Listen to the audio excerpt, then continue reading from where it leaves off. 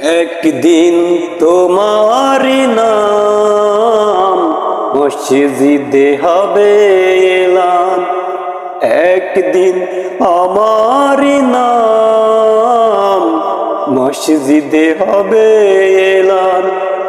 তৈরি থেকো, তৈরি রেখো কবরের মাল সামান, একদিন তোমারি নাম মসজিদে হবে এলান। প্রিয় বন্ধুরা আমার, প্রিয় ভাইরা আমার, কার কখন নাম মসজিদে এলান হবে কেউ বলতে পারবে না।